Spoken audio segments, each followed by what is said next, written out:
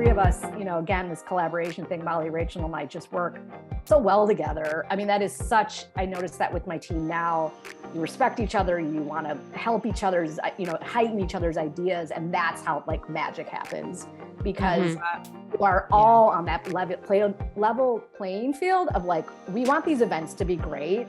And like, I can't think of one that wasn't because you put all those people together in a room. And so we've had issues, with AV, or some restaurants were sort of different than others, but the energy at the end of those events and the feedback and the sort of vibe in the room, I had never, and the fact that we crafted it, like, we kind of got addicted to just keep doing them because they're just amazing. And, I think, over the years, finally we did one again after 2 years and beyond. And it was just so great to have that community back. And I think it's just been very rewarding to know that we have kind of built this community.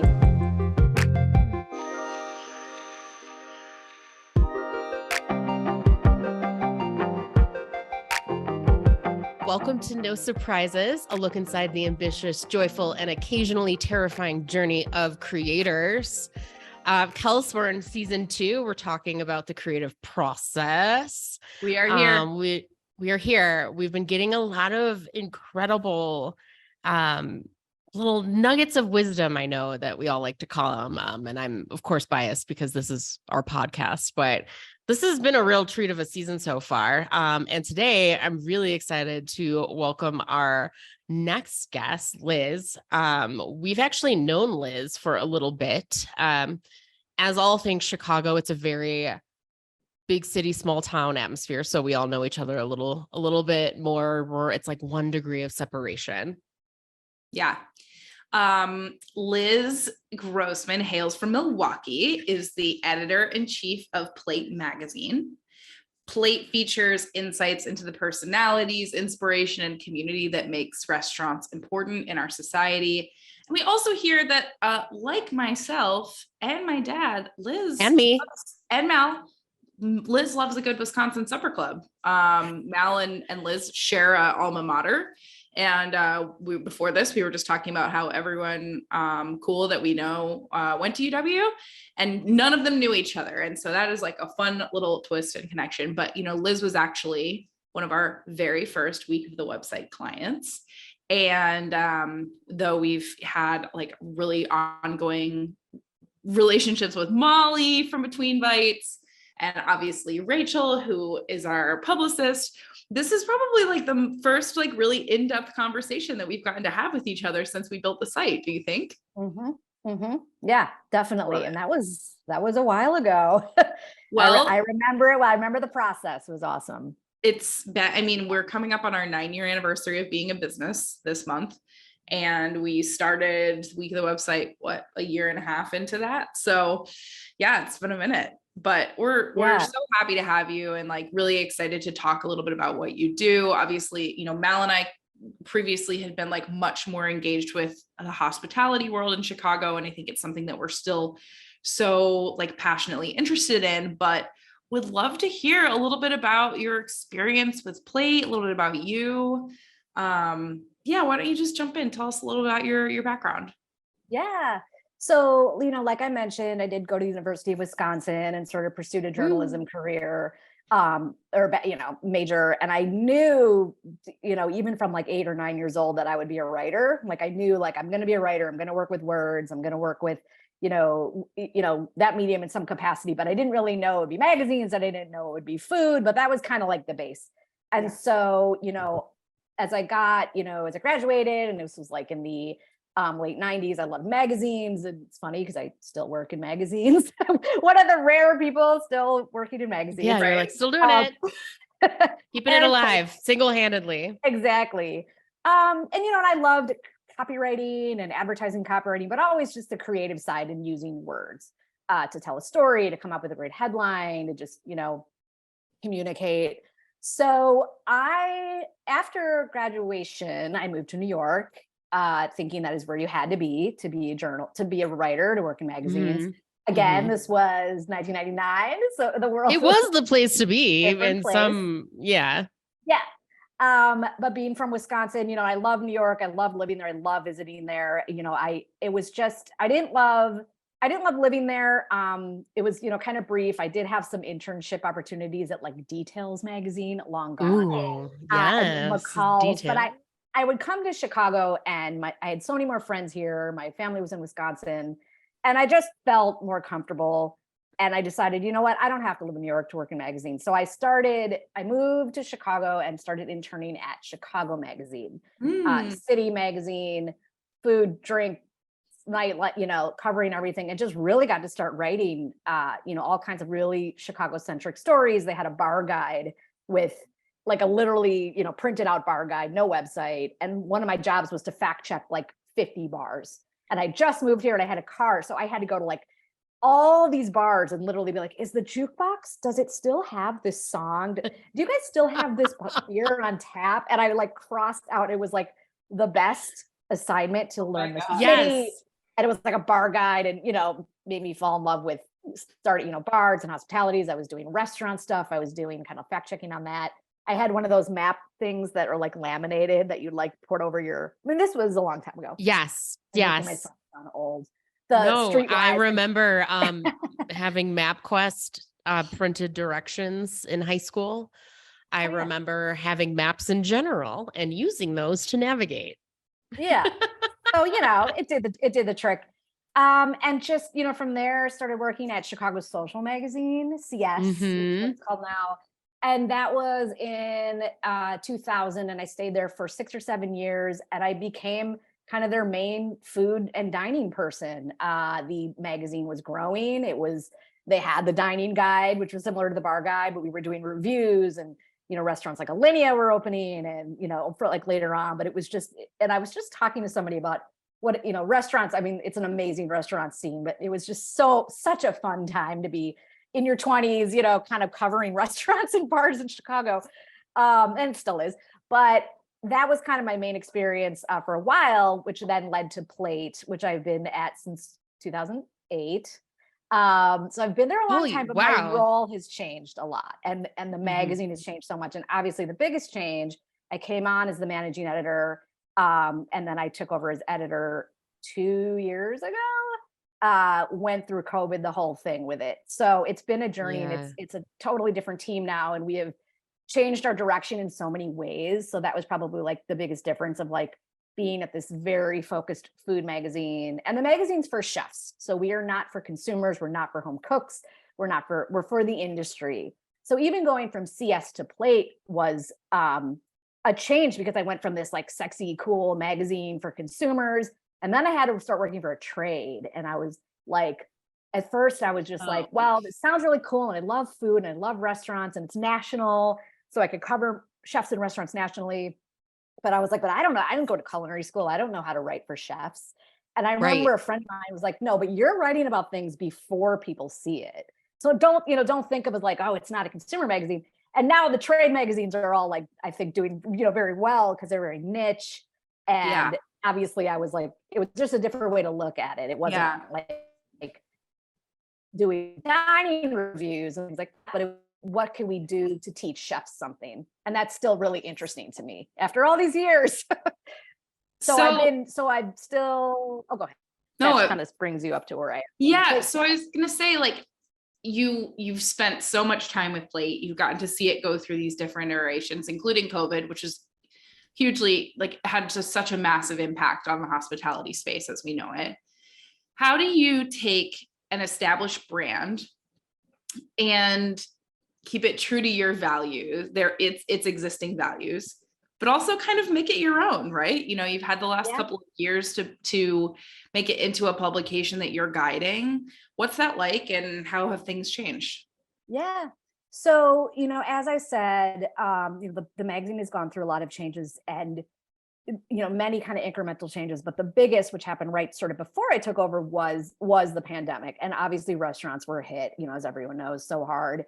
And it came to a point where we decided it was tone deaf to just sort of write about food. Basically all the photography in the magazine was just food. We worked with a photo studio. We did a little bit of location shots, but we never really had environment and chefs and kind of getting the action of the restaurant. It was food, very close up, beautiful. They call it food porn. And that was sort of the formula that worked. And when COVID hit, I think as a team, we just were like, we can't restaurants are just trying to stay open. We have to cover more than just food. Like, obviously that's always going to be a part of it. And that, as we've changed, our publishers also changed, people have changed. I think some of the publishers were like, well, we never want to get away from food. We're never going to get away from it. But what we've decided is in the change when I came on, and we're still having kind of another branding session with our art department, our social media person, and the sales department, because we're still sort of evolving and just making sure that all these different departments are understanding like how, what our messaging should be, who our audiences, things like that. And that was really helpful just as a team to, sort of brainstorm our tone, our voice, if there's a tagline, if there's an internal mission statement. So that's kind of helped kind of rein it all in. And, the biggest thing that we just started, we started covering things like business, mental health, labor shortages, equipment, all this stuff. Not only did it bring in we became more of a resource for chefs beyond just food, because so many of them were just trying to keep their restaurants open, keep their staff. Obviously there was a big restaurant reckoning. That really changed a lot of things. And so we do some of our coverage. We have a website, we have a magazine. So some stories are a little bit more conducive to the website. Some are more evergreen or for the magazine. And it was really just like doing, kind of expanding this content. And, not necessarily, will always be a magazine for chefs, but we started writing owners, managers, line cooks. We have a back of the house issue. It's just launched. We have assistants, dishwashers, cooks that came, really getting into the full spectrum of the restaurant industry beyond just the food. You really busted it wide open. I mean, one of the best things that I learned when we were going through like a positioning workshop with a consultant was like, when do you need to reevaluate your positioning? All of the time. Yeah. And one of the things that was like specifically in the moments where there are these huge shifts happening. And like you said, like the food industry, the hospitality industry has been in that shift ever since COVID happened. And they have not quite gotten out of it because that was mixed in at the same timing of the increased minimum wage. That was when a lot of people started experimenting with higher price points or working and tipping to their overall cost on the menu so that it wasn't, it was like automatically worked into the bill. There was like so much happening at the same time for them that it was smart to say, smart, but also just like empathetic to be like, we got to serve the industry in a much larger way than just being like food porn, right? It's like, that is like the clickbaity item that we know that everyone's going to come back for, but we have more pressing things to talk about that actually keep people in business. Yeah, exactly. And another kind of big change that was more something, internal that I don't even know, it was more the way that we guide every issue, is that we were very focused on a theme for every issue. And the theme in the past would be an ingredient, a day part, a region. So we did a Mexico issue, we did a bacon issue, we did, a seafood issue, and it would help us kind of rein in the articles. And it's funny because themes also kind of cross over into between bites to help us rein in those stories. So during COVID, we kind of like got rid of themes. We were like, what are we going to do? Like a takeout issue? And we wrote about takeout. We wrote about things that were still relevant.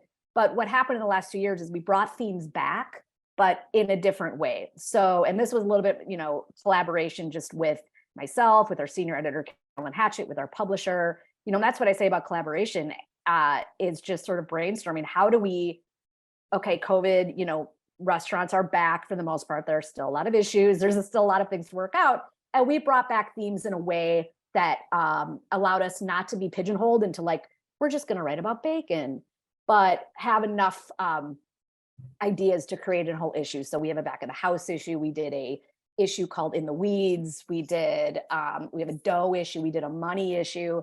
And each of them have kind of different meanings, and it's allowed us to cover the business side. Was the dough issue the money issue, or were they two different? Money issue. Okay. So money issue was last fall. We are doing dough this fall. And while there will be all kinds of pizza, pierogi, kind of dough related stories, we will have money stories in that too. Thank God. That's perfect. They got, I could missed not opportunity let, otherwise. Oh I yeah. could not let that pun just go without the play on words can't stand Totally. without being Yes. acknowledged. Totally. Yes. And what's funny is for the I can't remember, I think we did a technique issue and the whole thing was just about technique. And we had, one thing is we would never really write about pizza. Nobody wanted to share their recipes. Plate's always been very, have tons of recipes. We have a database on our website with like 12,000 recipes from chefs. And we started writing about pizza and our salesperson was like, advertisers wanted to be a part of it. I was like, why don't we write about pizza more? And we write about pizza ovens. Yeah. So, there's so much to say and chefs are really passionate about talking about pizza and their pizza ovens. And so Kelsey has a pizza oven. Kelsey Really? has one. The Oon, not sponsored by Oon. Oon. What is Ooni? it called, Kel? Ooni? Ooni. like an It's outdoor. the one where I think she has the one that's gas hooked up, but Yeah. you can also do a fire one. Yeah. And one time, this was in her cabin, in lovely, Wisconsin. There it is. Sponsored by. And speaking of dough, Kelsey made her own dough, had trialed and errored them. Then we all come up and she's like, great, we're just going to have a pizza night. And Oh my God. honestly, like, it's got that childlike factor where I'm like, I couldn't be more excited to be baking this on my own right now. And honestly, there's no other way to make a pizza at home. It's like far and away the most delicious. Oh, that sounds, So I support an issue on making pizza because we all really do love pizza. I have an entire day of the week dedicated to Pizza Friday. Well, I think that's like such an interesting thing about how this space has evolved over the last 5-7 years is like, I think about publications like Lucky Peach, which were, kind of straddled this line between being like for food people, but became this thing that people were really passionate about, even if they just enjoyed food. Do you feel like you get that with Plate too? Like it feels like there's a space that is no longer occupied where people who are really interested in the craft and really interested in like learning about the behind the scenes of food are, they want that in a way that they didn't before. Has that become like a surprise area of interest, or is it still primarily and like mostly chefs or people who work in the industry? Yeah, I mean, we are still a trade. There's been over the years talk of trying to market to consumers. We talked about being on newsstands. We are not on newsstands. So you do need to be a professional, an industry pro to get the magazine. You can certainly buy it, but that's still, our advertisers are like Tabasco hot sauce and, avocados from Mexico. They're kind of commodity boards, things that chefs. It's B2B. It makes so much sense. It's a B2B, yeah, exactly. I'm sorry, the avocados from Mexico jingle from the Super Bowl, like avocados 5 years from Mexico, free in my head forever. We always do a Super Bowl ad, always. And they actually have an ad, like we have other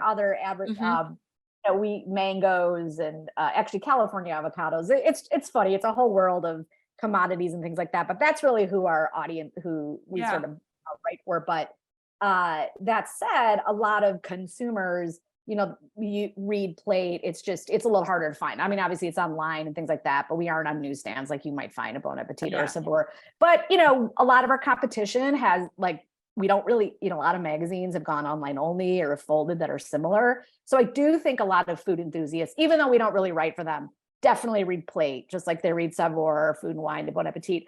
We do a chefs to watch list every year. Food and Wine does their best new chefs.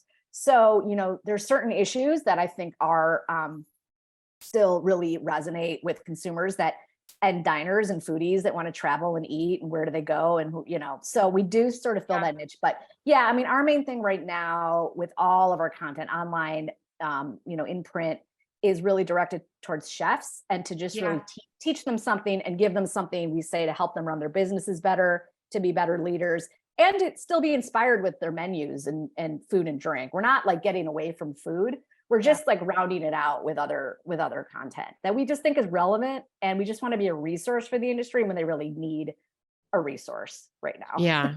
So The other side of that, right? You have your day-to-day job, which is like very resource driven, very like we want to educate, give access, etc.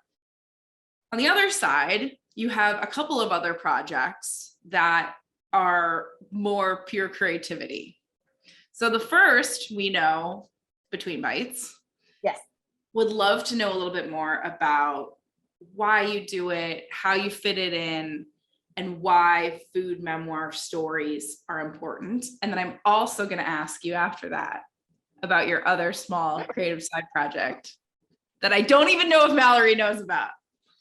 Oh, I feel like I have a feeling what you're going to say. Okay.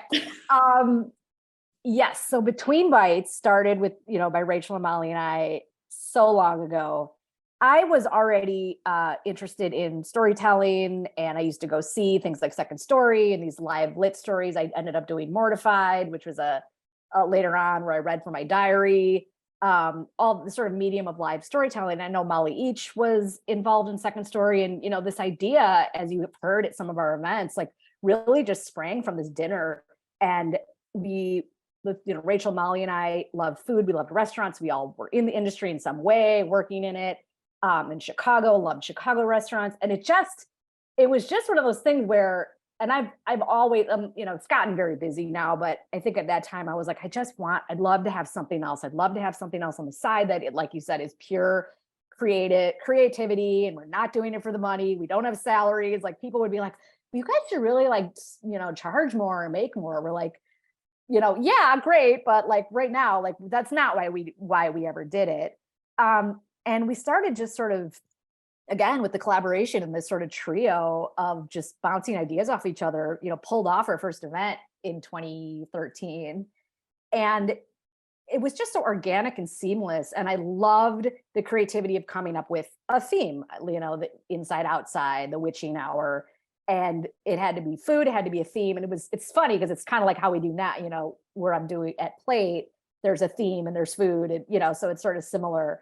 But we also knew all these people. We knew all these chefs. We know all these writers and these amazing, not that they were all like professional storytellers. They weren't even all professional writers, but they all had great stories. And we were like, what a cool way to get chefs. And again, it kind of started with just food writers. Food media was very different. And then we started rolling in chefs. So we started rolling in bartenders and, cookbook authors. And it was just, like, I think there are so many people that could be reading for us. It's hard, to even like limit it. Yeah. But then we just started doing more and more and more. And the three of us, again, this collaboration thing, Molly, Rachel, and I just work so well together. I mean, I noticed that with my team now. You respect each other. You want to help each other's, heighten each other's ideas. And that's how like magic happens, because you are all on that level playing field of like, we want these events to be great. And like, I can't think of one that wasn't like that, because you put all those people together in a room, and we've had issues, with AV, or some restaurants were sort of different than others, but the energy at the end of those events and the feedback and the sort of vibe in the room, I had never, and the fact that we crafted it, like, we kind of got addicted to just keep doing them because they're just amazing. And, I think, over the years, finally we did one again after 2 years at Beyond. And it was just so great to have that community back. And I think it's just been very rewarding to know that we have kind of built this community. And some people have never been to a Between Bites. Some people have been to all of them. And I think the fact that we just kind of pulled all these passions and made something come to life, all three of us just love it. And like, we have no time. And like I mentioned, we have no money, but we had to put it on pause during COVID. But we were like, we need to find a way, even if it's 2 events a year. Molly moved to Minnesota. She still flies in. We did an event out there. I don't know the frequency of them, but I can't see us ever kind of stopping. It would just like break our hearts. Yeah, you got to keep that going. Yeah. Well, and I love that you have this like practice of nurturing creative space, right? You're leading a really creative team with work. You're nurturing this creative space with people in Chicago who don't normally get to do that kind of thing, right? Like, it's very unusual for Joe Flam to stand up and like tell a story about his workplace environment. Is there anything that you feel like really goes into creating those kind of spaces, those kinds of opportunities for people to bring their most creative self as someone who does a lot of like leading? Yeah, I mean, it's funny because we'll brainstorm who's going to do a reading and who we think would be good and try to balance it by, different types of people that'll have different types of stories, the tone, things like that. And sometimes it's funny because like you mentioned where we get inspiration, and I get a lot of inspiration from Instagram as well, as everybody does, or a lot of people do. And I'll notice, even somebody, I remember Jason Hamill read for us. This was years ago. And even looking at some post, or sometimes just the way they post, or they're like, oh, I used to be an English major, sort of being like, wow, maybe they'd like to get up on stage, and they would, and a lot of times you get the reaction of like, oh, I'm not a writer. I can't. And then it's being like, no, like you had a really fun, like you have an amazing Instagram voice. And you know what I mean? Like it's maybe just having that open mind of like somebody who may not be a writer, or they haven't like written anything for 20 years. And I remember Jason Hamill, who has been such a strong storyteller for us, did kind of a post where he like, first story I've written in 15 years drops tonight. And he in the post, I remember it, he had pieces of paper kind of floating in the wind. And it's like, maybe they were creative at one time, or maybe Joe Flam only knows, cooking or being on TV, but it's giving them another chance to be creative in another medium. So I think it's partly like just knowing who in the community we've seen or we've met, or I may have a conversation with a chef, like an interview, and they are so passionate, and it's about a plate story. It's totally unrelated. So passionate, so funny, so animated. And I think like we need to get them on between bites, so it's oftentimes they will unsuspecting that I'm kind of scouting for. I love that. Bites. Yeah. So it's more organic, I think, just encounters. Okay. So this is our last question. We're going to wrap up. You segued perfectly into it, which is nurturing passions outside of your professional space. Yeah. It's this one, Mallory. isn't it? It's this one. I know. Do you know about the manicurian? Yes. I was going to say it's her Instagram handle. One of them. It's one of the them. Side one. It's not the main one. It's been neglected lately. Yes. Do you want to hear about it? It's so fun. Yes, we do. And I love that it's something that you seem to do just because you enjoy it. Is that true? Like, is that kind of what it is for you? Yeah. Yes. So I have nothing on my nails right now. I'm embarrassed to say that. I'm getting a manicure Friday. But I've always loved I was doing like nail art before like anybody was doing nail art. I never had crazy dragon nails or anything like that. I've always had like whatever. But I remember high school prom, I had a nail drill and I had a little hoop like hanging from my nail. And now I see people with like jewelry. Yes. I'm like, I did that when I was 16. Nail jewelry. I don't know. I just had like a weird fascination with like, and I'd like mix nail polish colors, like as like a teenager to get like bowling ball kind of whatever. And I don't know. I guess I've always liked doing fun, crazy stuff with my nails. And I remember it was a restaurant show event, or a friend of mine was in town, and I had cool, crazy nails. And I think she's like, oh, your nails look really cool. Like holding that drink.